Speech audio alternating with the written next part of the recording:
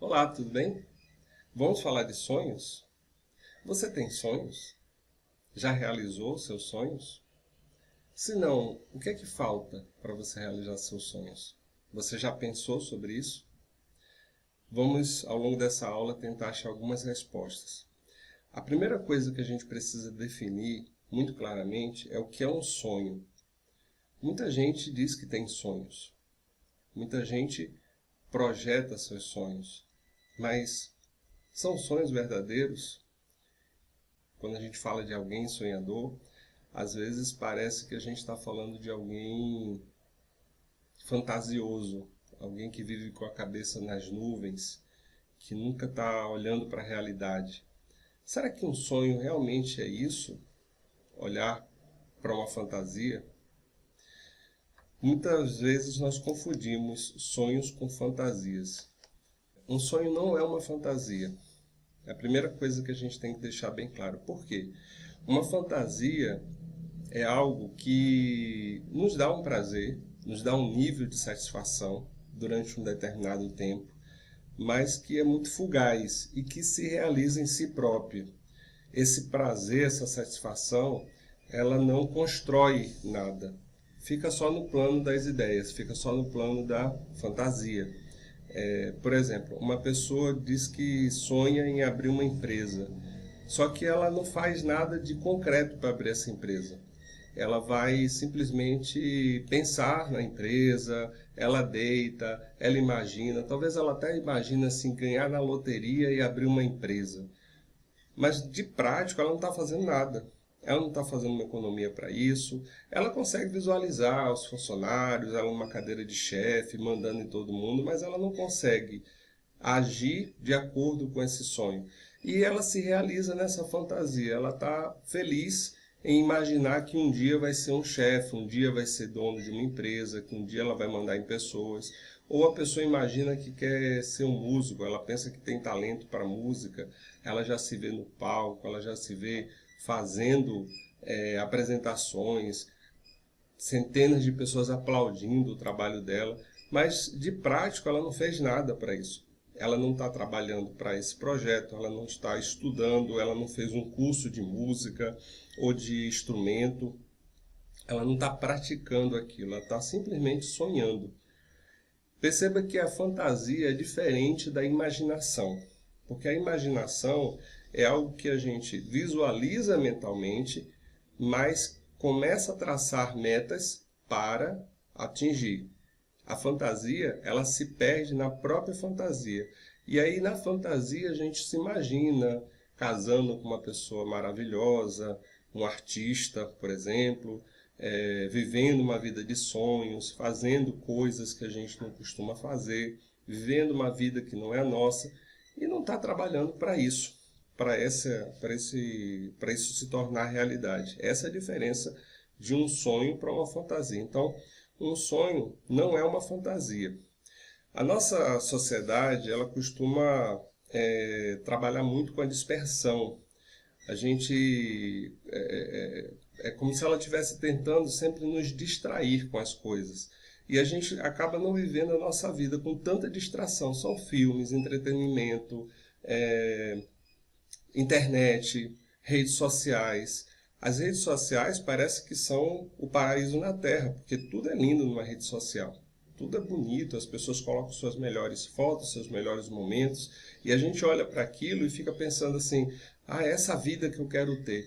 E a gente não consegue ter essa vida e fica maquiando a nossa para que ela pareça com aquela vida que a gente não consegue ter. Isso é uma fantasia. Nossa sociedade hoje ela é muito propícia para a fantasia. Por quê? Porque ela cria um padrão de felicidade baseado em consumismo, em que tendo coisas eu vou ser feliz, fazendo coisas eu vou ser feliz, tendo tais status eu vou ser feliz. E isso é um padrão de felicidade que é irreal. Não existe, é uma fantasia. Já esse padrão é uma fantasia.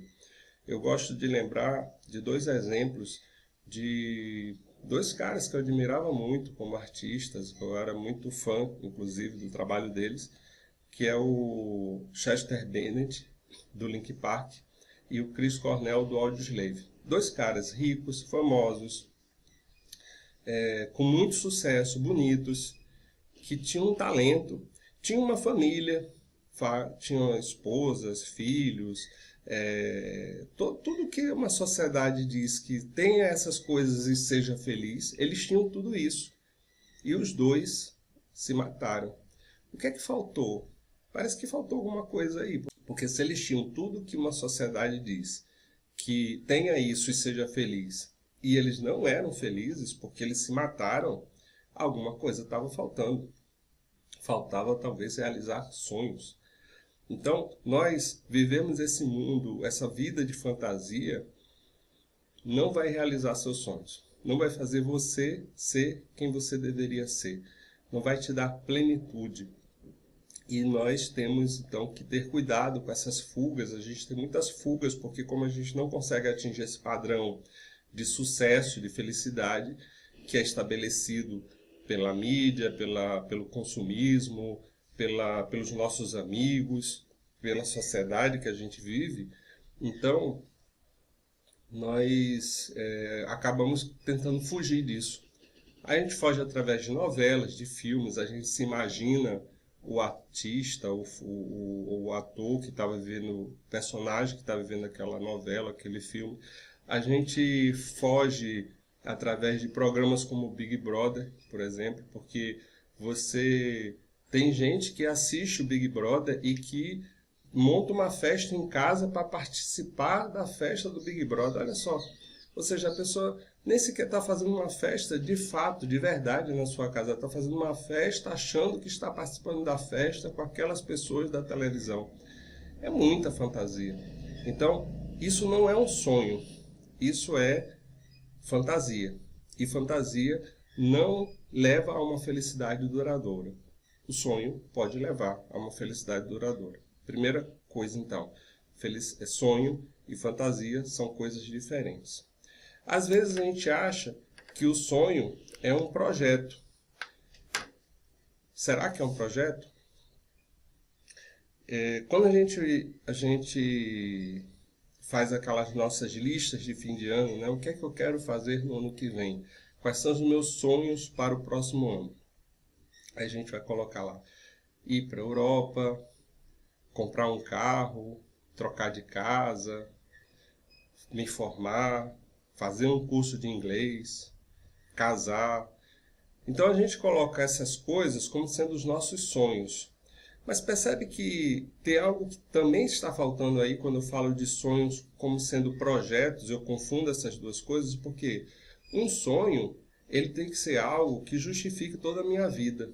Algo que me dê motivação sempre para que eu acorde de manhã e tenha vontade de levantar da cama e dizer assim, hoje vai ser mais um dia que eu vou chegar mais próximo do que eu quero ser. O sonho, ele está no nível do ser, não no nível do ter. Existem essas duas etapas. Nós, seres humanos, temos um nível do ter coisas, do fazer coisas, que é bom, é necessário. E aí, dentro desse nível do ter, estão os nossos projetos. Mas não os nossos sonhos, porque os nossos sonhos eles estão aqui no nível na dimensão do ser. Eu quero ser, o que é que eu tenho que ser? E não o que eu tenho que ter. Então, quando eu falo assim, eu quero ir para a Europa, esse é o meu sonho. Aí um dia eu vou para a Europa, e aí, acabou o sonho? Eu vou viver de quê agora? Eu vou botar um outro projeto no lugar? E quando eu realizar esse outro projeto?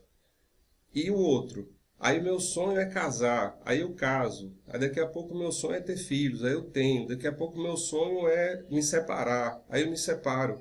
Será que realmente são essas etapas que são os nossos sonhos? Não é muito pouco. Na verdade, os sonhos têm que ser algo que eu olhe para frente e sempre veja, eu vou alcançar lá na frente, quem eu quero ser lá na frente. Então, os sonhos eles estão nesse campo do ser. O que eu quero ser?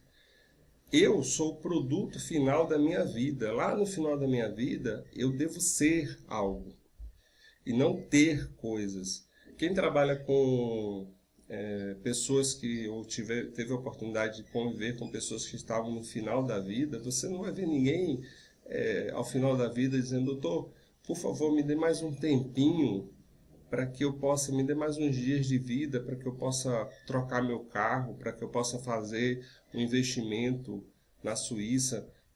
Porque essas coisas do ter são importantes durante um período. Os projetos são importantes para uma sequência de coisas lá na frente. Então, elas têm que estar, elas precisam estar alinhadas a algo maior, que aí sim seria o meu sonho. As pessoas, quando estão no final da vida, elas querem saber assim: eu consegui ser justo, eu consegui ser um bom amigo, eu consegui viver bem a vida, eu consegui ser leal às pessoas com quem eu convivi, eu tenho orgulho do que eu fiz, do que eu sou. Então, o que é que eu preciso ao longo da minha vida realizar em mim? Quais são as coisas que eu preciso limpar em mim para que lá na frente eu possa ser melhor do que eu fui ontem, para que eu possa ser melhor do que eu fui ano passado? Esse deve ser o objetivo do sonho.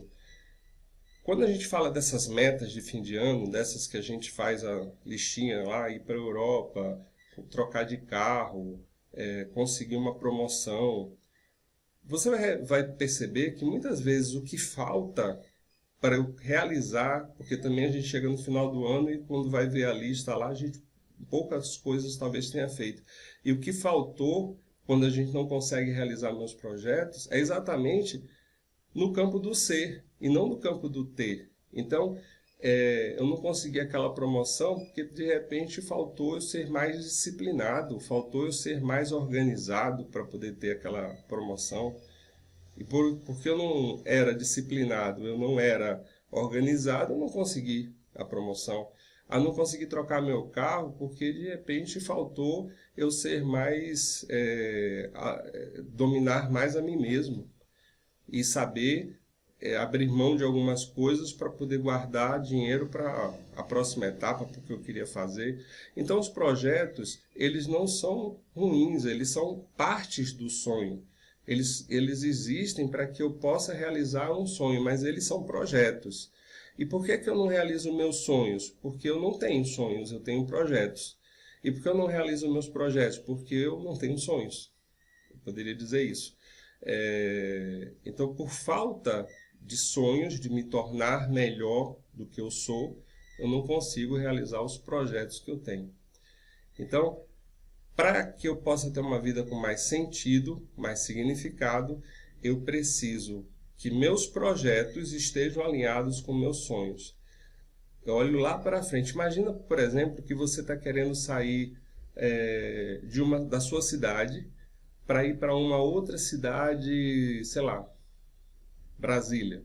Não sei se você mora em Brasília, mas digamos que você não morasse, você está querendo sair da cidade que você está para ir para Brasília. Você tem uma ideia, você sabe, é lá que eu quero ir, para essa região que eu quero chegar. Ao longo do caminho, você tem uma série de etapas que você precisa passar para chegar lá.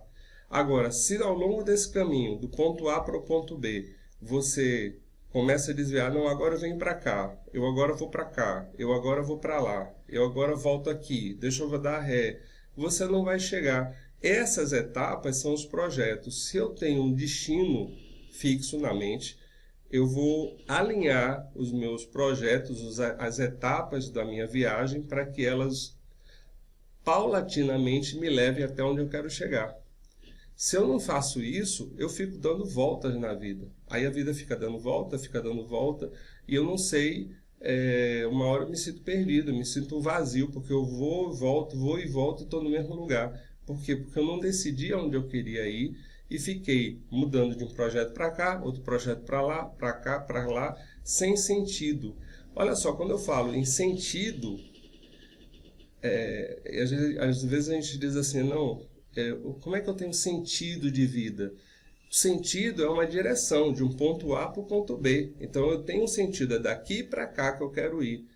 Quando eu começo a desviar para lá, para cá, para cá, para cá, para cá, para cá, eu estou alternando, aliás, eu estou anulando o sentido da minha vida, porque eu não estou indo do A para o B, eu estou indo do A para o D, depois eu venho para o C, depois eu volto para o A, depois eu volto para o menos B, eu estou fazendo várias voltas que não me levam a lugar nenhum, não me levam aonde eu quero ir. Por quê? Porque faltou eu decidir aonde eu quero ir.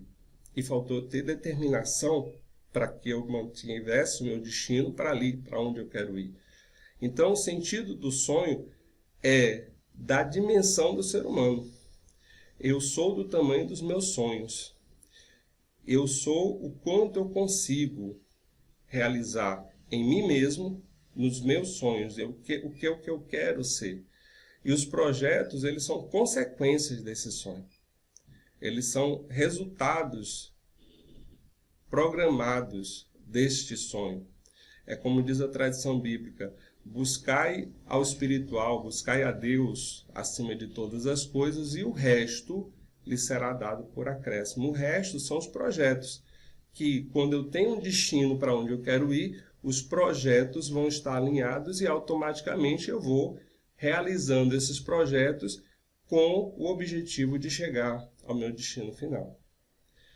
Mas, quando nós falamos de sonhos, nós não entendemos muitas vezes como é que eu alinho meus projetos aos meus sonhos, porque nos falta algo essencial: educação. Por que nos falta educação? Porque nós não fomos educados para realizar nossos sonhos.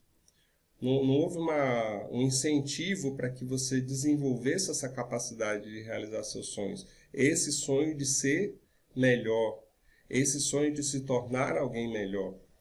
Quando alguém consegue realizar grandes feitos, é porque ela já naturalmente já nasce com algumas habilidades, porque ao longo da vida é muito difícil a sociedade nos dar esse tipo de instrução, esse tipo de educação. Lembrando que educação, do ponto de vista filosófico, não é simplesmente ler livros ou adquirir conhecimento. É saber tirar de você o melhor que você tem. E aí, quem é que nos dá isso? A sociedade nos cobra, de uma maneira geral, que a gente trabalhe mais, que a gente tenha sucesso, que a gente tenha êxito, que a gente tenha dinheiro.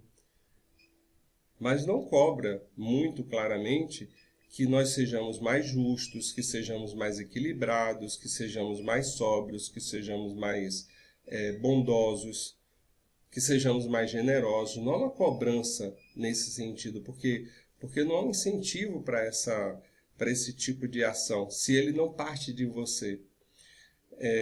Desde muito cedo, por isso que tem essa imagem, quando nós éramos bebezinhos, nós fomos muito estimulados, nossos pais, as pessoas próximas de nós, nos estimularam muito a aprender a usar o nosso corpo. Quando você conseguiu dar os seus primeiros passos, foi uma festa na sua casa. Quando você engatinhou, já foi uma festa. Quando você se levantou, ficou de pé, todo mundo fez uma algazarra, foi aquela alegria.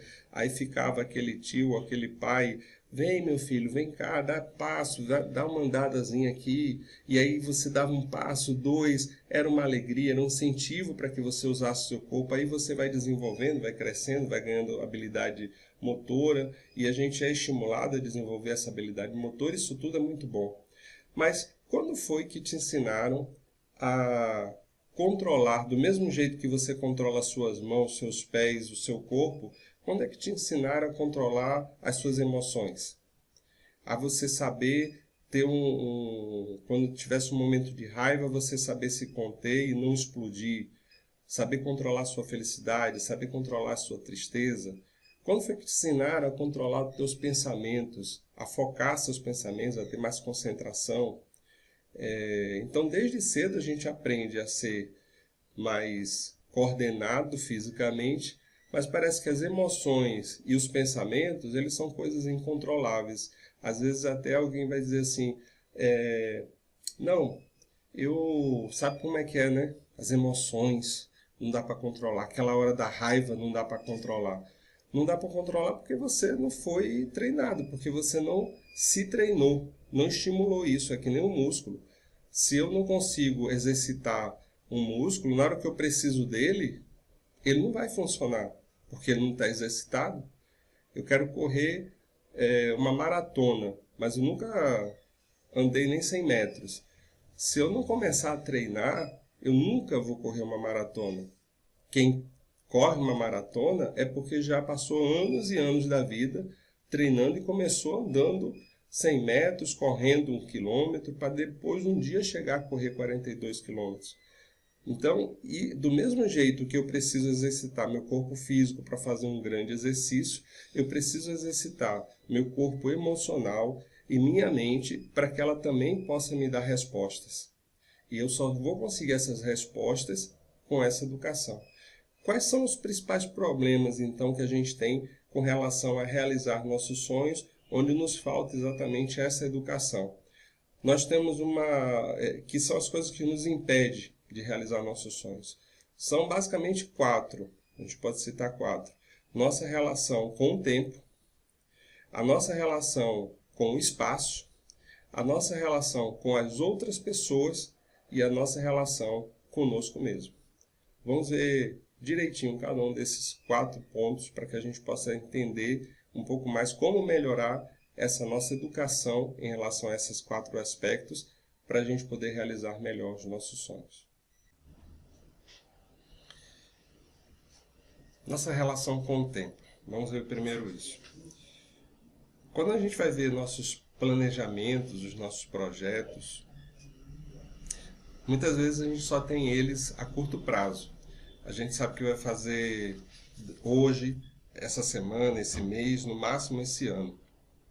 A gente não está olhando para o futuro, a gente está olhando lá para frente, para olhar lá na frente que eu quero chegar, e para chegar lá na frente eu tenho que passar por essas etapas, e aí alinhar nossos projetos em relação a essas etapas. É como eu falei anteriormente, pensa em fazer uma viagem, sair do ponto A para o ponto B, e tem que saber quais as etapas e qual o caminho que eu tenho que seguir para chegar do ponto A ao ponto B. Caso contrário, eu vou ficar perdido no meio do caminho.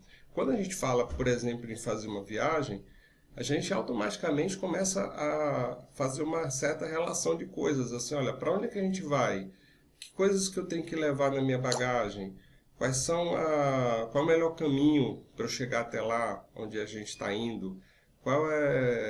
Que tipo de equipamento que eu tenho que ter para chegar até lá? Então a gente automaticamente faz essa relação. Mas a gente não consegue muitas vezes fazer essa relação com respeito ao planejamento da nossa vida. Para onde eu quero levar a minha vida? Para onde eu quero estar? Aonde eu quero estar daqui a 5 anos? Aonde eu quero estar daqui a 10 anos? Aonde eu quero chegar? Em que ser humano eu quero chegar ao final da minha vida? A gente não costuma fazer essa relação muito de longo prazo. E aí isso gera na nossa vida metas contraditórias ou projetos contraditórios. Como eu não sei para onde é que eu estou indo, é como diz lá a história do gato de Alice, no livro Alice no País das Maravilhas. Em um determinado momento, ela pergunta para o gato lá, qual é essa estrada, vai para onde? Para onde que você quer ir? Eu não sei. Então, se você não sabe, qualquer estrada serve, qualquer estrada vai te levar para algum lugar. Se você não sabe aonde você quer chegar, qualquer caminho que você seguir, tanto faz. Você pode ficar à deriva, rodando na vida, sem ter um sentido de vida, sem um sentido. Eu estou indo para lá. Quando você não decide isso, a vida realmente fica confusa. Então, imagine, por exemplo, que você quer construir uma casa. Qual é a primeira coisa que você precisa fazer? Um projeto. Você contrata alguém para fazer um projeto da casa, de como a casa vai ser. Você contrata um engenheiro, um arquiteto, ele vai te fazer uma planta, e essa planta, embora ainda não seja a casa, ela é o projeto da casa, é como a casa vai ficar ao final. Todos os dias em que o pedreiro, o mestre de obras, o arquiteto, o engenheiro for trabalhar naquela casa, ele olha para a planta e vê assim, o que é que a gente já fez? O que é que está faltando? Ah, está faltando isso, então vamos trabalhar isso hoje. Ou seja, o cara olha para o hoje, o que é que eu vou fazer hoje, ele olha lá para frente, o projeto é esse. Esse é o resultado final. Para chegar nesse resultado final, eu tenho que ver hoje o que é que eu faço. Você tem um projeto da sua vida? Você sabe aonde a sua vida quer chegar? Sem esse projeto, sem essa visão clara desse projeto de vida, as suas metas vão ser contraditórias. Outra coisa, nós, às vezes, como temos um padrão de felicidade na sociedade, que é esse padrão que eu falei anteriormente, que é impossível de atingir e que não dá real felicidade, mas às vezes a gente fica dividido, porque existe a pressão do que o mundo está pedindo que eu faça, o que meus amigos acham que eu devo fazer, o que os meus pais disseram que é para eu fazer, e aquilo que é realmente o meu sonho, que eu sonho ser. E é esse pêndulo entre esses dois mundos. E aí, quando você tenta agradar esses dois mundos, é como dizem os árabes, é como se você estivesse andando em dois camelos ao mesmo tempo. Você está tentando agradar, no termo bíblico, a dois senhores ao mesmo tempo. E o que é que acontece? Você divide as suas forças, as suas energias, que já não são muitas, você divide essas energias e elas vão nem satisfazer os seus sonhos e nem satisfazer os anseios da sociedade ou do meio onde você está. E aí você vai ser medíocre nos dois. As duas coisas não vão se realizar. É melhor até que você escolhesse o outro, porque pelo menos você seguia, via o que é que dava e tinha um resultado. Mas você divide a sua potencialidade, divide a sua capacidade e não consegue fazer nenhuma coisa boa, nem outra, e acaba medíocre nos dois.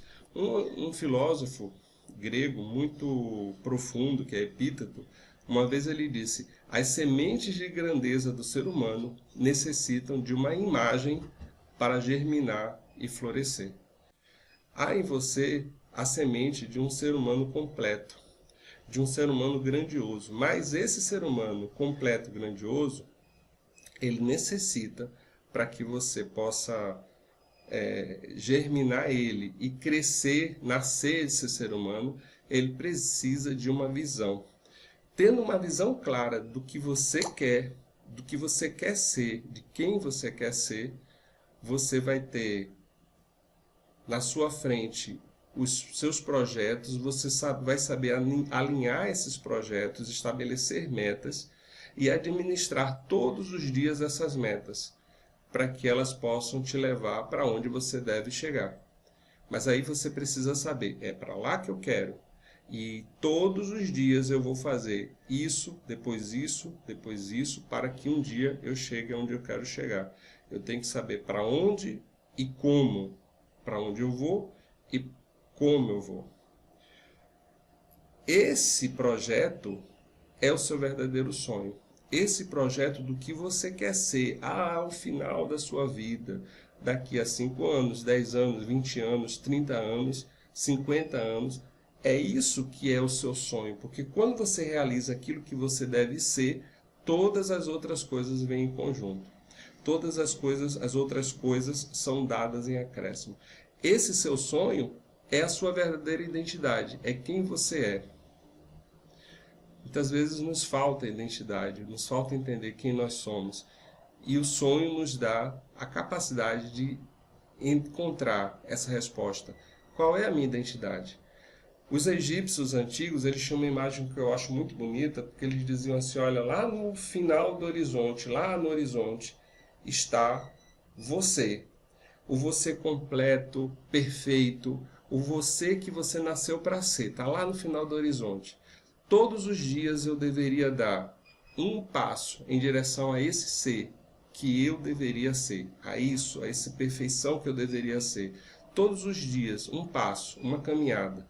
E eu deveria me perguntar, cada vez que eu me desviasse o caminho, que eu saísse deste caminho para onde eu deveria ser, e eu me desviasse para cá ou para cá, seja por um prazer, seja para fugir de uma dor, seja por qualquer motivo que seja, eu deveria me perguntar o que foi essa coisa que foi tão importante, tão forte, que fez eu desistir de quem eu deveria ser, que fez eu desistir de mim mesmo para isso, para eu perder tempo com isso ou com aquilo. O que é que está roubando tempo de mim, do que eu deveria ser, e me desviando esse tempo para outras coisas? Essa é a relação que eu deveria ter com o tempo. Estar sempre analisando, vendo em cada momento da minha vida aonde eu estou, para onde eu quero ir e aonde eu estou agora, em que passo e qual é a próxima etapa. Assim eu posso me relacionar melhor com o tempo. Um outro aspecto muito importante é a nossa relação com o espaço, que também tem a ver com essa relação com o tempo. A organização, a gente está falando de organização. Evidentemente que muito já se falou e muito se fala a respeito da organização física, que é importante saber onde estão as nossas coisas, isso faz com que a gente ganhe tempo, eu saber exatamente colocar as coisas de modo justo no lugar certo delas, e isso é muito bom. Mas quando, as mesmas leis que valem para a organização física também valem para a organização emocional e mental. Eu tenho certeza que alguém já disse para você, arrume suas gavetas. Mas quem foi que já te explicou como é que você faz para arrumar os seus pensamentos e arrumar os seus sentimentos? Que também causam muita bagunça. Quando a gente não sabe onde estão os nossos pensamentos, para achar um pensamento correto, para colocar a palavra correta no momento certo, é muito difícil. A gente às vezes demora muito para dar uma resposta, para conseguir achar uma resposta para a vida, porque os nossos pensamentos estão muito desorganizados.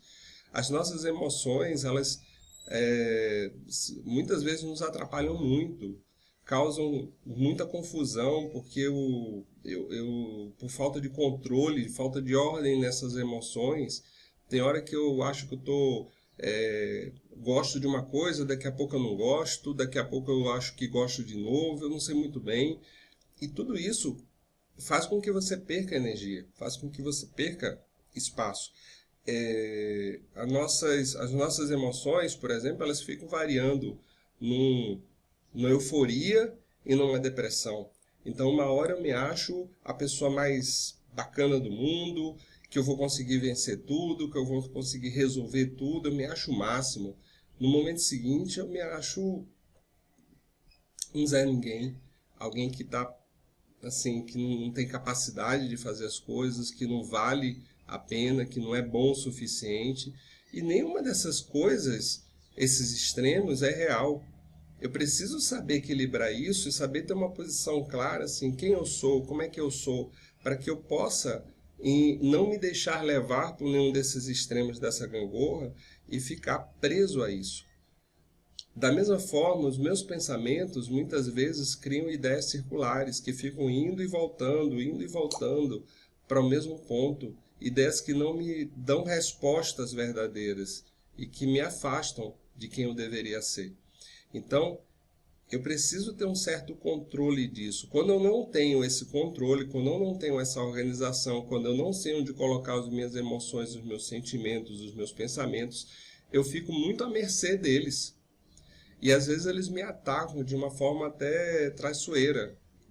Quem nunca usou a expressão assim, ah, não, mas eu fiz isso, mas eu não sabia como controlar a minha emoção. Assim, se sabe, né? Raiva não dá para controlar. Como assim não dá para controlar? Não controla por uma falta de cuidado, uma falta de atenção que às vezes a gente tem com um determinado aspecto da nossa vida. Do mesmo jeito que as suas habilidades físicas, elas te ajudam muito, te dão capacidade de se mover e de agir diante da vida. Por exemplo, imagina um atleta que trabalha a vida desenvolvendo as suas habilidades físicas, que coisas fantásticas ele consegue fazer. Agora imagine que você consegue algum grau de domínio dos seus pensamentos. Na hora que você precisa fazer uma prova, por exemplo, você está concentrado ali, você diz assim, não, agora eu não quero pensar em nada, minha mente não vai vagar em nenhum outro lugar, ela vai estar aqui, presente.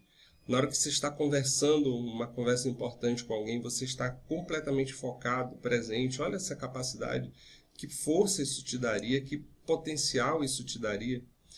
Imagine que você tem completo controle sobre as suas emoções. Olha que vantagem enorme isso te daria de você não estar se deixando levar por uma emoção fora de hora, fora de lugar. E isso te daria capacidade de respostas, capacidade de estar interagindo, de conviver com outras pessoas, que é inclusive o outro ponto que a gente vai falar já já, de convivência, de como a gente lidar com o outro. Imagina a capacidade de você ter controle sobre as suas emoções. Não dá para a gente usar essa desculpa de que eu não controlo minhas emoções. Imagina o seguinte, que meu braço eu estou conversando, ou alguém está conversando com você, e aí de repente dá um tapa na sua cara, e aí diz assim, ô meu amigo, desculpa, mas sabe o que é, né? Meu braço não tem como controlar ele, não tem como parar, é meu braço, né? Ele fica mexendo sozinho. Você aceitaria essa desculpa? Óbvio que não. É óbvio que não aceitaria, porque você ia dizer, meu amigo, se você não controla esse braço, essa mão, amarra ela, dá um jeito. Agora a gente usa essa desculpa com as nossas emoções. Ah, sabe o que é, né? Na hora de que a gente está assim, desse jeito, não dá para controlar? Dá para controlar. É porque falta exercício, falta você colocar ela no lugar dela. Todas as nossas emoções têm um local próprio. A alegria, a raiva, a tristeza, tudo tem um local próprio. Eu deveria saber arrumar isso, ter essa noção de espaço, ter esse domínio dos meus próprios veículos internos. Existe um mito, que é esse que eu coloquei a ilustração aí para vocês, do Ulisses, que está lá na Odisseia de Homero. Ulisses tem uma história muito grande, muito bonita de Ulisses, mas tem um momento que ele está voltando para casa. Na hora que ele está voltando para casa, existem vários pretendentes, pessoas que acharam que ele já tinha morrido e que agora querem substituir ele, ficar no lugar dele, inclusive casar com a sua esposa e assumir o reino. Lá de Ítaca, né, que é a cidade onde ele governava. E ele volta como uma pessoa muito humilde, disfarçado de uma pessoa muito humilde, que estava ali tentando um espaço também, como aqueles outros. Ele não volta dizendo, eu sou o dono desse lugar. Mas ele precisa enfrentar esses pretendentes. E para enfrentar esses pretendentes, para mostrar que ele é o legítimo rei daquela região, daquela cidade, e que ele é o que tem capacidade de dominar essa cidade, é proposto um acordo, proposto um torneio. Nesse torneio, cada um que pretendia ser o rei daquele lugar deveria puxar o arco de Ulisses, que é um arco muito especial, que foi feito para Ulisses, ou seja, ele tem a maior capacidade de controle daquele arco. Já era muito difícil envergar aquele arco. E aí eles não só teriam que envergar aquele arco, mas teriam que acertar uma flecha que passaria por uma série de círculos, de circunferências, até atingir o alvo. Então, olha só, os símbolos, os mitos, eles são cheios de símbolos. Esse mito, por exemplo, ele está falando, destacar dois símbolos deles, que é o seguinte: o arco de Ulisses representa, em muitas tradições, vai representar a nossa personalidade. O arco e uma flecha. A flecha é aquilo que a gente lança, o arco é aquilo que serve para lançar. Então, o arco ele representa a nossa personalidade, as nossas emoções, os nossos pensamentos, a nossa energia física, o nosso corpo físico. Esse arco ele precisa estar bom o suficiente para que ele tenha força de lançar os meus sonhos lá para frente, que é o objetivo. Mas eu preciso aprender a envergar esse arco, ou seja, eu preciso aprender a dobrar a minha personalidade para que ela tenha força para lançar os meus sonhos, projetar os meus sonhos. Mas além disso, de eu ter essa capacidade de envergar, de ter domínio da minha personalidade para lançar esse projétil, que é meu sonho, ele precisa passar por todas aquelas circunferênciazinhas, ou seja, essas circunferências precisam estar alinhadas. Se elas não estiverem alinhadas, a flecha, por mais que eu tenha força e habilidade, ela vai resvalar em algum desses arcos e vai cair no caminho e não vai atingir o seu objetivo. Por isso, eu preciso aprender a dar ordem para a minha vida, alinhar meus projetos aos meus sonhos, colocar eles em ordem, saber o tempo e o espaço certo para cada coisa da minha vida, de tal modo que eu consiga ter meus sonhos, projetar meus sonhos para o futuro, alinhar esses meus projetos, essas minhas metas com esse futuro, para que aí sim eu atinja o meu alvo. Outro aspecto, então, que precisamos dar atenção é essa nossa relação com o outro. Como é que a gente lida com o outro, a questão da convivência. Todos os nossos sonhos, até os nossos projetos, eles são mais fáceis quando nós temos apoio de outras pessoas. E precisamos, então, aprender essa arte de saber lidar, de saber conviver. A própria palavra futuro, quando a gente está falando de sonho, a gente está falando de futuro, ela vem de uma palavra latina chamada fututio, que significa exatamente estabelecer relações. Então, eu só tenho futuro quando eu estabeleço relações, porque a partir do momento que eu sei o que eu posso obter do outro, como eu posso aprender, como eu posso lidar com o outro, como eu posso conviver com o outro, eu consigo uma base de apoio para que eu possa me impulsionar para o futuro, para o que eu desejo, para o que eu posso chegar a ser, para que eu possa realizar meus sonhos. E aí a questão que eu deveria me perguntar é por que algumas pessoas me incomodam tanto e com outras eu consigo conviver bem? Porque tem algumas coisas que me afetam enquanto que outras não me tiram do centro. Mas tem algumas coisas, algumas pessoas que me tiram do centro, que me afastam de mim mesmo. E como é que eu posso fazer com que essa pessoa que me tira do centro pare de me tirar do centro? Quando eu falo dessa relação com outra pessoa, ou com outro, eu não tenho poder nenhum sobre o outro. Qual o poder que eu tenho sobre o outro? Nós temos a tendência, às vezes, de responsabilizar o outro pelos nossos erros, pelos nossos fracassos, pelos nossos insucessos. Mas essa é uma atitude muito cômoda, porque assim, existem 7 bilhões de outros no mundo. Se eu culpo o outro pelos meus fracassos, o que é que eu posso fazer em relação ao outro? Nada, eu não tenho como fazer o outro mudar de posição. O outro é o outro. Eu não tenho poder sobre ele, mas eu tenho poder sobre mim. Então, se algo no outro me atrapalha, eu deveria saber como me posicionar internamente para que ele deixe de me atrapalhar, para que ele deixe de me afetar. Até porque o outro existe para que ele possa ser, de certa forma, um espelho meu. Quando o outro me afeta negativamente, é porque algo em mim eu reconheci naquele outro, como se fosse no espelho, e eu estou vendo no outro algo que eu não gostaria de ver em mim. Do mesmo jeito, quando o outro me agrada, é porque algo em mim vibra junto com aquilo que aquele outro tem para me oferecer. Então, é tudo uma questão de saber como é que eu alterno as coisas aqui dentro de mim, para que eu possa projetar fora, no outro, isso mudado, e de alguma forma eu consiga trazer esse outro para dentro de mim. Eu possa integrar esse outro a mim. É mais ou menos como essa imagem que eu estou colocando aqui para vocês, sobre convivência.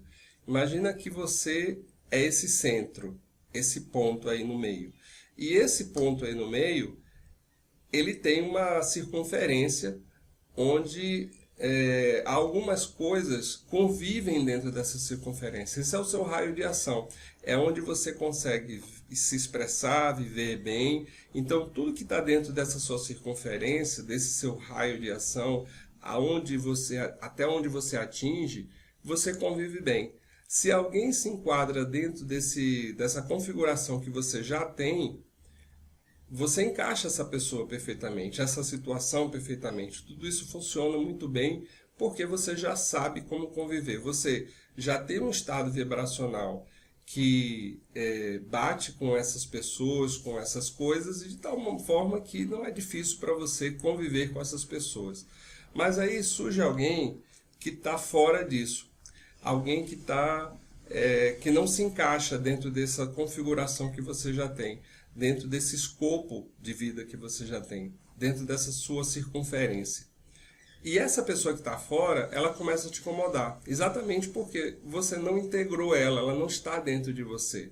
Ela não faz parte de você. Você olha para ela e vê algo que você percebe que talvez falte em você, ou que você percebe que você ainda não tem, e que essa pessoa está te mostrando. Então, é uma preguiça que você olha na outra pessoa e diz assim, não suporto essa pessoa porque ela é muito preguiçosa. Se você for analisar, dentro de você, em algum aspecto, existe um grau de preguiça que você olha na outra lá e não conseguiu...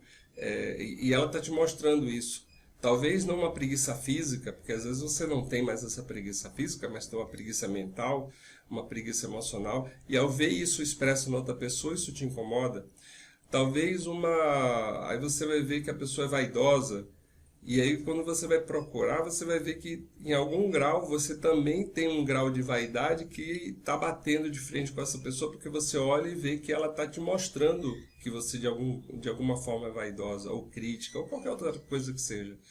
O que é que você precisa fazer então para que essa pessoa pare de te incomodar, já que você não tem como alterar a outra pessoa, você não tem como mudar o que a outra pessoa é?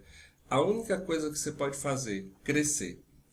Crescer na sua capacidade de compreensão, na sua capacidade de integração, de compreender, de conhecer a você próprio.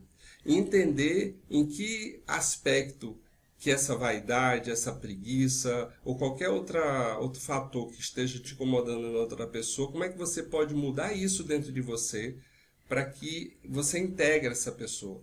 Não é necessariamente você apoiar essa pessoa, achar que ela está certa nas atitudes dela, não é isso. É você saber, essa pessoa tem uma limitação, é uma limitação que eu estou trabalhando em mim, eu consegui vencer em algum grau essa limitação e agora eu entendo essa pessoa. Quando você vê uma pessoa de fora, um outro, que tem algum problema, algum defeito moral, de caráter, mas que você pessoalmente já superou esse defeito, você não tem raiva, você não tem, não fica chateado com outra pessoa. Você normalmente tem compaixão. Você olha para a pessoa e diz, coitado, ele não conseguiu ainda resolver isso com ele. Quando você tem raiva, quando você fica realmente incomodado, é porque você ainda tem isso para resolver. Quando você vê alguém andando na rua mancando, com uma deficiência física, você não vai dizer para si mesmo, olhar e dizer, essa pessoa está mancando para me incomodar, porque ela está querendo me irritar, por isso que ela está mancando. Você não vai dizer isso. Agora, quando você vê alguém com uma deficiência moral ou com uma deficiência de caráter, a gente acha que é conosco. E não é. É porque foi o limite que a pessoa conseguiu chegar. É até onde ela conseguiu ir. Eu não tenho como mudar ela. Eu posso até inspirar, eu posso tentar ajudar, mas eu não tenho como mudar ela. Mas eu tenho como mudar a mim, a minha postura. É essa minha postura que eu tenho que alterar. Então, o que é que eu devo corrigir em mim para que a minha convivência com outros se harmonize? Essa é sempre a pergunta que eu tenho que fazer. Então, nessa relação com o outro, o que eu posso corrigir, alterar em mim para que essa convivência seja melhor? Então, finalmente, o último dos 4 pontos que eu falei é a nossa relação conosco mesmo. Como é que a gente consegue se relacionar bem com a gente mesmo? Um dos aspectos do qual a gente pode falar nesse quesito é a respeito do nosso caráter. O que é o nosso caráter? Platão fala sobre caráter, ele vai dizer que naturalmente a gente gosta de algumas coisas e não gosta de outras coisas. Mas ele vai dizer que formar um caráter significa eu aprender a gostar daquelas coisas que me fazem crescer e a não gostar daquelas coisas que não me fazem crescer. Mas como é que eu faço isso se eu acho que o meu caráter é quem eu sou? Porque a gente acredita ferreamente nisso, que nós somos aquilo que nós gostamos, que nós deixamos de gostar. Mas quem foi que formou o seu caráter? Quem foi que fez você gostar do que você gosta ou deixar de gostar do que você não gosta? Será que se você tivesse nascido em outro país, numa outra família, num outro meio social, você gostaria das mesmas coisas? Você não gostaria também das mesmas coisas? Percebe que isso é muito formado pelo que está fora de nós, não pelo que está dentro de nós? Esse nosso gostar, esse nosso não gostar? Se você aprendeu a formar o seu caráter, a gostar e a não gostar do que você gosta ou não gosta hoje, de fora, se isso for um aprendizado, ele pode ser reaprendido. Eu posso formatar o meu caráter. Eu posso aprender a gostar das coisas que eu devo gostar e a não gostar das que me fazem mal. Assim como você aprende, vai no nutricionista, ela vai te ensinar uma reeducação alimentar para que você possa aprender a gostar de coisas que são mais saudáveis. É possível você aprender a gostar de coisas que também alimentem o teu cérebro, que também alimentem as tuas emoções de uma forma mais saudável e que faça com que você cresça. Tem certas coisas que eu percebo, que mentalmente eu percebo que são boas. Algumas ideias, justiça, honestidade, eu percebo que são boas.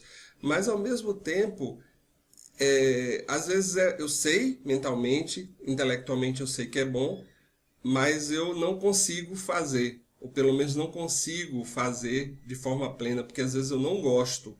Então, disciplina. Eu sei que disciplina é bom, mas eu tenho uma dificuldade em ter disciplina porque eu não gosto de ser disciplinado.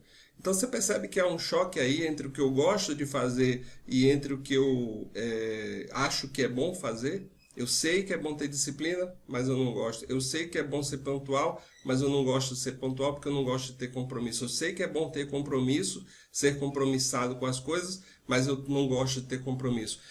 Por que eu não aprendo a gostar? É possível formar o nosso caráter, é possível formar esse nosso gosto e nosso não gosto. E se eu não fizer esse trabalho, se eu não decidir por mim, se eu não formar o meu caráter, a sociedade vai formar, o meio vai formar, outras pessoas vão formar o meu caráter. O que é que você prefere? Que você escolha quem você é, que você escolha o que você gosta, o que não gosta, que você escolha gostar do que faz bem para você, ou que outros escolham para você. Essa que é a questão. Por exemplo, você já parou para pensar no que você pensa? Os seus pensamentos são todos seus? Foi você que elaborou? Foi da sua experiência que surgiram? Ou você pega os pensamentos que estão no ar e sai repetindo eles? Sai plasmando esses pensamentos? Eu canso de ver em redes sociais as pessoas pegarem, ter uma ideia nova no mercado, alguma campanha, alguma coisa que está acontecendo e as pessoas botarem lá nas suas redes sociais. Eu apoio isso, ou boto uma bandeirinha de alguma coisa. Essa ideia é sua mesmo ou você está indo sendo levado pela massa, pela massificação das ideias? Todo mundo está pensando assim, então eu vou pensar. Por que você não tem as suas próprias ideias? Por que você não chega às suas próprias conclusões? Traz as coisas para dentro de si e faz com que elas realmente tenham significado para você. Ou você é escravo desse gosto ou não gosto. Então eu gosto, não, eu faço. Não gosto, eu não faço. E se o que você não gosta te faz bem, por que você não aprende a gostar? E se o que você gosta te faz mal, por que você não aprende a não gostar? Caso contrário, você vai ficar preso lá naquela música antiga do Roberto Carlos. Será que tudo que eu gosto é ilegal, é imoral ou engorda? Ora, se tudo que eu gosto é ilegal, é imoral e engorda, alguma coisa está errada naquilo que eu gosto. É possível aprender a gostar do que eu devo? É. Isso se chama formar o meu caráter. Um outro aspecto, além do caráter, que eu preciso aprender sobre mim mesmo é ter respeito. Eu preciso aprender a me respeitar. Quando eu falo de respeito, eu estou falando de respeitar a mim próprio. Muitas das coisas que a gente faz, ou que a gente deixa de fazer, está muito voltada para fora. Muito voltada para o que é que vão pensar de mim se eu fizer isso. O que é que vão pensar de mim se eu deixar de fazer isso. Se eu deixar de me posicionar, se eu deixar de ter essa opinião, se eu deixar de comentar tal coisa, o que é que vão pensar de mim? Mas o que é que você vai pensar de você? Você já parou para pensar nisso?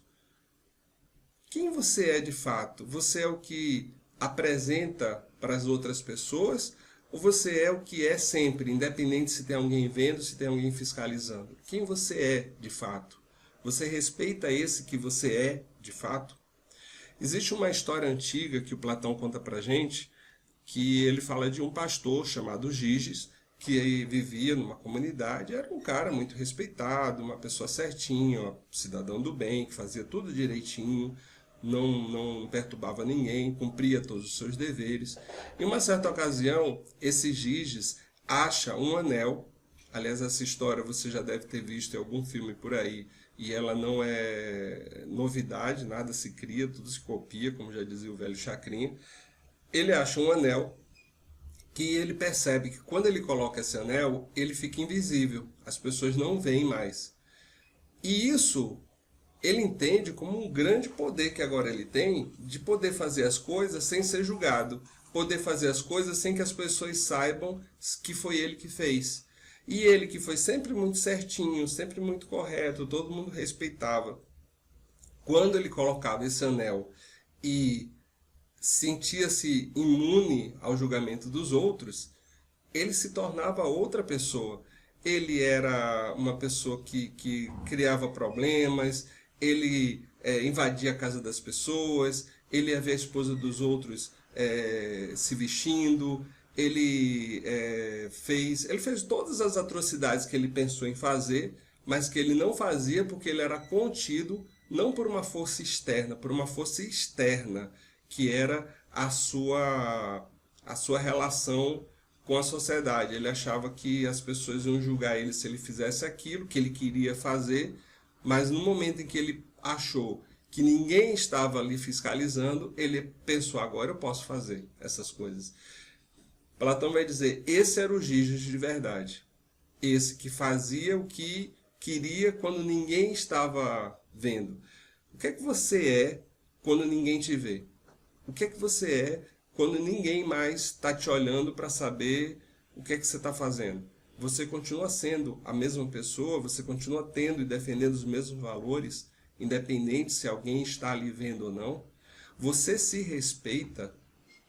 Eu me lembro de um comercial antigo de televisão, de uma transportadora, que aparecia dois homens descarregando um caminhão e eles estavam descarregando lá computadores.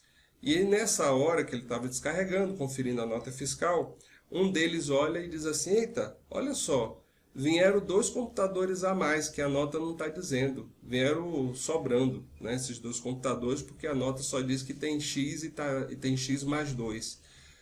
E aí ele pensa com o outro, ele fala com o outro e diz assim, olha, vamos fazer o seguinte, eu fico com um e você fica com o outro. Como está sobrando aqui, não está na nota, ninguém vai saber. E aí o companheiro dele, que estava ouvindo isso, passa uma série de coisas na cabeça dele, passa toda a vida dele, os pais dele ensinando valores, ele aprendendo a ser uma pessoa honesta. E no final desse flashback mental, ele olha para o outro e faz assim, não é verdade, fulano, eu vou saber. Então, essa é uma pessoa que se respeita.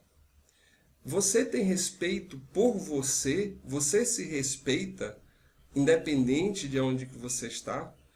Há uma vida dentro de você, não é um vazio. A gente não é uma embalagem oca vazia. Temos vida dentro de nós. Nós respeitamos essa vida, nós respeitamos os nossos valores. Se respeitamos, respeitamos em qualquer lugar.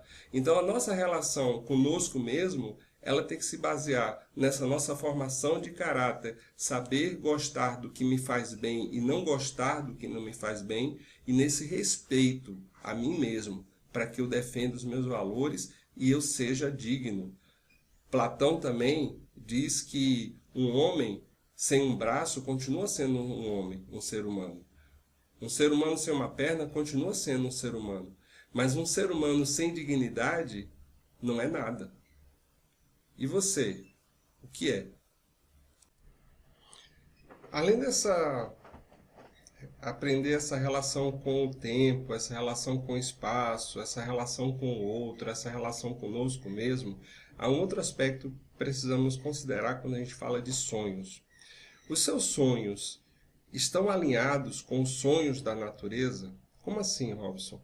A natureza sonha? Sim, a natureza sonha. Ou você acredita que a natureza é uma inteligência, que o universo, que há uma inteligência por trás de tudo no universo, e que essa inteligência é capaz de projetar coisas, ou você acredita que nós vivemos no caos. E se nós vivemos no caos, se não há uma inteligência, se tudo é fruto do acaso, então o que a gente está fazendo aqui? Não faz sentido, a vida não faz sentido. para que eu possa ter sentido na vida, para que eu possa entender que eu estou saindo do ponto A para o ponto B, eu preciso entender, em qualquer aspecto, que há uma inteligência e que essa inteligência tem um projeto não só para mim ou para a minha vida ou para a humanidade, mas tem um projeto para o universo, do qual nós fazemos parte. E esse projeto do qual nós fazemos parte faz parte de um sonho, faz parte da ideia, que é a ideia do universo. Aliás, o nome já diz universo, ou seja, é versus une, um único caminho, uma única senda, um único sentido. Esse único sentido é projetado por uma inteligência, que os hindus chamavam de Dharma, que é essa ordem geral, essa lei geral, a lei universal, que faz com que tudo tenha um significado, tudo tenha um sentido. Quando eu ando de acordo com esse sentido, quando os meus sonhos estão alinhados com esse sentido, que é o sentido da vida, o sentido, o fluxo da vida, as coisas acontecem para mim de uma forma mais suave. Acontecem para mim de uma maneira em que eu vou ter problemas, eu vou ter dificuldades, mas eu vou potencializar todos os meus aprendizados. Todos os meus projetos vão ser potencializados porque eu coloquei eles em harmonia com esse sentido. É como se você imaginasse um rio. O rio tem uma correnteza que vai numa direção. Se eu nado a favor dessa correnteza, eu vou fazer menos esforço e vou chegar num resultado mais completo. Eu vou ter mais resultado com menos esforço. Se eu nado contra essa correnteza, eu vou fazer mais força, eu vou gastar mais energia e o meu resultado vai ser muito pouco, ou até negativo, dependendo de quanto forte seja essa correnteza. Então, eu aprender a colocar meus sonhos, o que eu quero ser, na mesma direção do sentido da vida, dá mais significado para ela, faz com que ela seja mais plena, com que ela seja mais completa e, obviamente, eu seja mais feliz. Vocês já perceberam que tem pessoas que parece que tudo que elas fazem tem um potencial muito grande? Apesar delas terem poucos recursos, você vai pensar numa Irmã Dulce, você vai pensar numa Madre Teresa, você vai pensar num Mandela, por exemplo, esses caras. Você pega um Steve Hawkins para pegar no mundo da ciência. Os caras tinham poucas possibilidades, poucos recursos físicos, de saúde, em vários aspectos. E olha o que eles conseguiram fazer. Por quê? Porque os sonhos deles estavam alinhados com os sonhos da natureza. Seja o que for que eles crescem, seja o que for que eles queriam fazer, dentro de cada uma das suas áreas, eles foram muito longe porque o sonho deles estava alinhado com o sonho da natureza, com o que era humano ser feito. Existe uma palavra que Jung cunha, que é chamada de sincronicidade, que exatamente significa isso. Os meus sonhos estarem de acordo com os sonhos da natureza. Significa, quando eu decido ser mais humano, o universo parece que ele conspira a meu favor.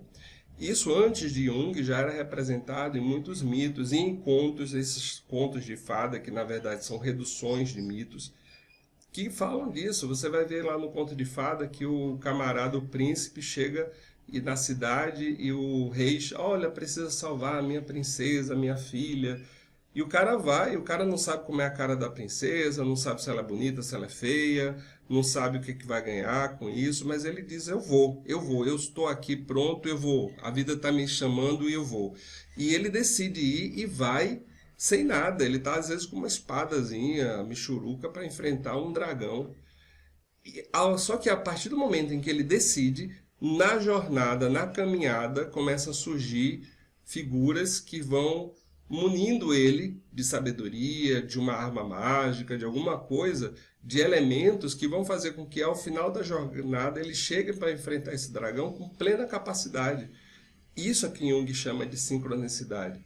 A vida é assim, quando você decide por algo que é justo, por algo que é bom, por algo que vai servir a outros, seja uma empresa, seja um projeto de vida, seja algo que você quer mudar em você, o que você vai fazer que tem essa sincronicidade com a vida, ao caminhar, a vida começa a te munir de elementos que vão te dar a capacidade que você talvez ainda não tenha, mas ao final da caminhada vai ter de realizar esse sonho, esse projeto.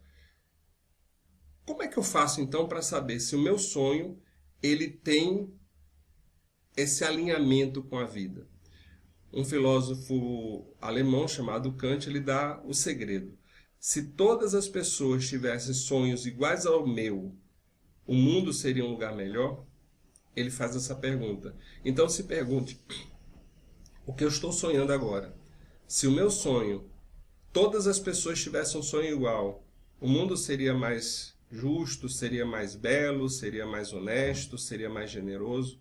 Se a sua resposta for sim, é porque o seu sonho está alinhado com os sonhos da natureza. Se a sua resposta for não, aquilo que você sonha ser, aquilo que você sonha fazer, todo mundo fosse igual a você, as coisas seriam piores. Então, se o seu sonho é egoísta, eu quero as coisas para mim, só para mim, eu quero ter tais benefícios, e você imaginar, se cada pessoa estiver procurando os seus benefícios, as suas vantagens, isso tornaria o mundo melhor, mais agradável? E a resposta for não, é porque talvez esse seu sonho esteja indo de encontro à natureza, não ao encontro da natureza. A gente precisa aprender a sonhar. A gente precisa aprender a harmonizar a nossa relação com o tempo, a nossa relação com o espaço, a nossa relação com o outro, essa nossa relação conosco mesmo, e precisa aprender a entender como alinhar tudo isso com o que a natureza, o que Deus, o que o universo quer de mim, para que aí eu ache as respostas que eu preciso ter. E agora, sabendo de tudo isso, você é capaz de responder aquelas perguntas que fizemos lá no início? Você tem um sonho? Você está trabalhando para que o seu sonho se torne realidade? Você está trabalhando em você? É muito importante que você saiba quais são os seus sonhos e que você lute por eles. E que você nunca desista dos seus sonhos. Nunca desista de ser quem você deve ser. Nunca desista de crescer ao ponto em que você pode crescer. Nunca desista de si mesmo. Nas palavras de um rapper, um poeta brasileiro, Fábio Braza, a vida é metade o que a gente vê e metade o que a gente imagina. Matar o seu sonho, irmão, é matar a si mesmo. Às vezes o destino nos trai, mas só quem sonha alto é quem cai. Você tem que acreditar que é capaz. Pode crer. Pode mais. Escolha seu caminho, irmão, irmã. Não deixe que os outros te apontem. E se seu sonho não virá amanhã, ao menos hoje você foi melhor do que ontem.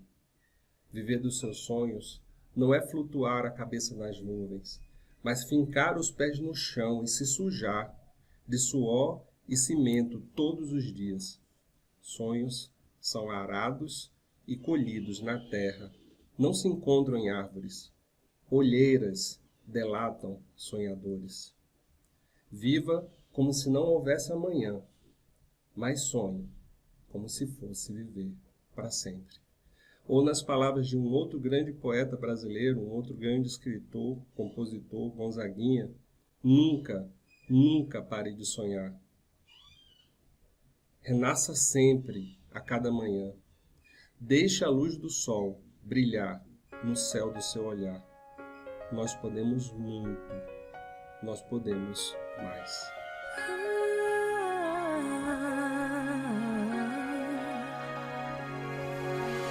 Ontem um menino que brincava me falou que hoje é semente do amanhã. Para não ter medo que esse tempo vai passar, não se desespere, nem pare de sonhar. Nunca se entregue, nasça sempre com as manhãs. Deixa a luz do sol brilhar no céu do seu olhar. Fé na vida, fé no homem, fé Nós podemos tudo, nós podemos mais. Vamos lá fazer o que será.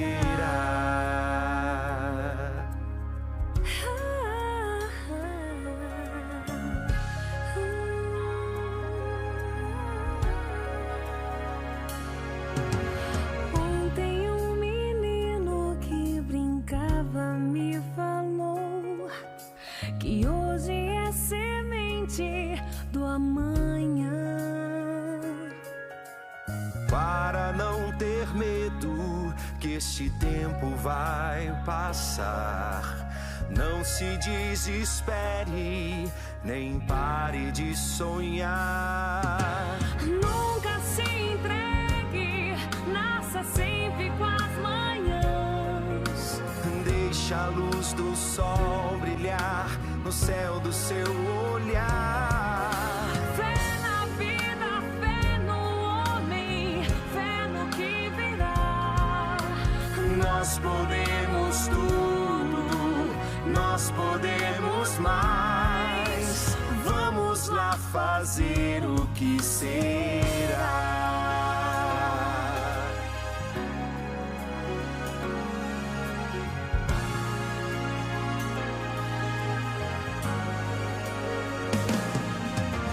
Ontem um menino que brincava me falou que hoje é semente do amanhã. Para não ter medo que este tempo vai passar. Não se desespere, nem pare de sonhar. Nunca se entregue, nasça sempre com as manhãs. Deixa a luz do sol brilhar no céu do seu olhar. Fé na vida, fé no homem, fé no que virá. Nós podemos tudo, nós podemos mais. Vamos lá fazer o que será. Fé na vida, fé no homem, fé no que virá.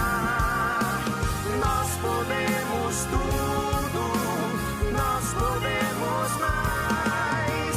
Vamos lá fazer o que será, o que será. Vamos lá fazer o que será. Vamos lá fazer o que será.